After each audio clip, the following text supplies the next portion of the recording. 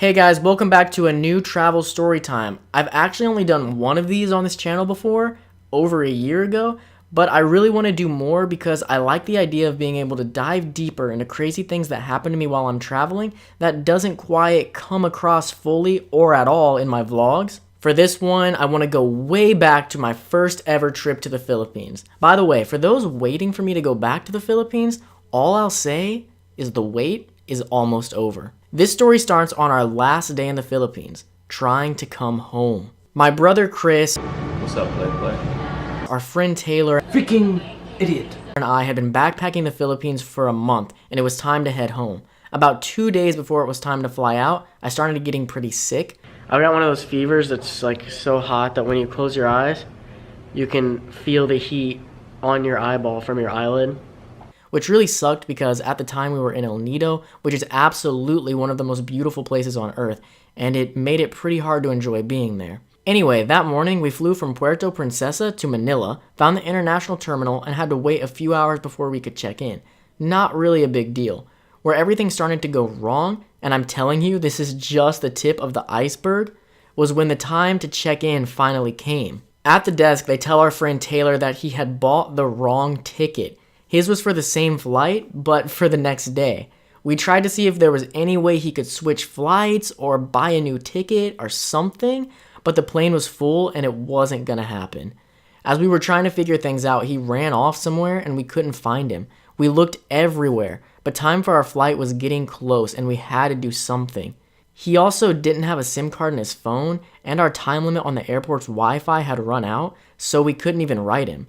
We ended up having to just go through security, leaving him there alone without any goodbyes. I still really do wish it wouldn't have happened this way, but I swear to you, we looked everywhere for him. I have no idea how we couldn't find him, but we'll get back to what happened to him later on in the story. Chris and I found our gate, sat down, and waited. And waited. And waited some more. The time came for our plane to arrive, but it was nowhere to be seen. We were freaking out a little because we did have a small 30-minute layover in China on our way back home. After what felt like forever, the flight attendants finally came on and said we'll be moving to another gate. After moving, they told us there was a storm in China, so the plane couldn't take off in time, but they weren't telling us much. We knew we had missed our connecting flight, so we stopped worrying about it as there was really nothing we could do. We were just rolling with it at this point. We ended up waiting hours with them giving us no further information. So long that they actually brought us all meals, which was nice. After a long time, the plane did finally arrive and we made our way to China.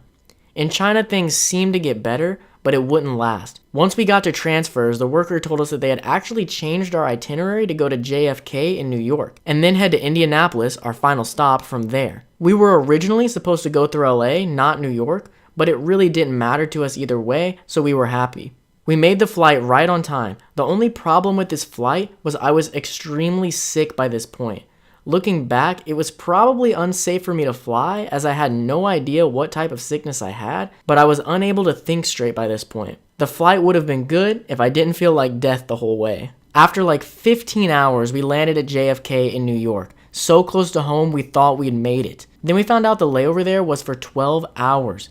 Normally, it'd be whatever, but after all the stress and having to walk around with this heavy backpack, my sickness had gotten very bad. It was in my lungs and I couldn't walk more than maybe 10 feet without having to take a break. I really felt like I was dying. I know that sounds like a crazy exaggeration, but I'd never felt that way before. We had no money and I had no energy to walk, so we found food in the airport and decided to try and just wait out the 12 hours there and try to sleep at chairs at our gate. This actually went pretty well. It was a long wait, but up to this point it wasn't so bad. Then our flight to Indy got delayed by an hour. Then another hour. Then another hour. Then they straight up canceled it. We followed the other passengers to get in line and waited for over an hour to talk to somebody about what to do next. They said the fastest way to get home was to wait for a flight to Atlanta, which wasn't for like 10 more hours. They also told us they would not give us a hotel room or anything like that. We would just have to keep waiting. This was the hardest part without a doubt. I was down to the point where my body felt like it just couldn't go on. The sickness had gotten so bad that I wasn't sure how I was still moving at all. Willpower to make it home, I guess. We found our gate, just sat there and took turns sleeping on the floor. We just didn't even care anymore. It really felt like we would never get home. By the time the plane to Atlanta finally came, we checked and we had spent around 30 hours just sitting in airports when you add up Manila, China, and New York. Chris, 20 hours. 20 hours without what? Without moving. We've been in that airport for 20 hours, man. Finally. We made it to Atlanta and had to run to our gate to make the flight to Indy. I remember that run was so hard. I was trying so hard to breathe and was super close to passing out.